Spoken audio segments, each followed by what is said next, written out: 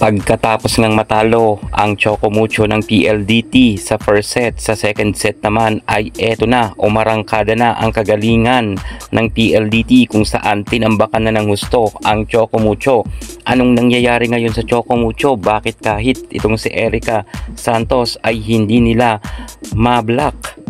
Dahil alam natin na magaling naman ang mga middle attacker at middle blocker ng Chocomucho, pero ngayon ay mukhang wala nga silang kaporma-porma pagdating sa PLDT. Ang PLDT ay sobrang init ng kanilang inilalaro. Kahit napa-time out na nga si Coach Dante Alinsinurin sa pagbabalik sa loob ng court ay mas lalo pa nga silang natambakan ng PLDT.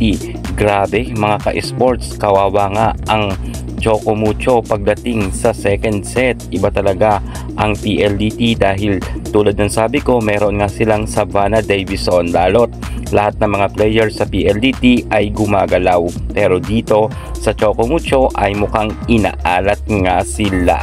Grabe mga ka-sports, kitang kita natin na basang basa ang mga set ni Boss D at madalas nga itong mablock. Kahit si Cici Rondina ay hindi makalusot-lusot, Descheng at kahit nga si Honey Royce Tubino.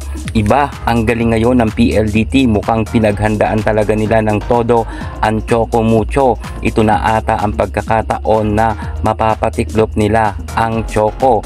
Noon kasing prelims ay tinalo nila ang PLDT, pero ibang level na ngayon ang nilalaro sa loob ng court ng nasabi nating PLDT.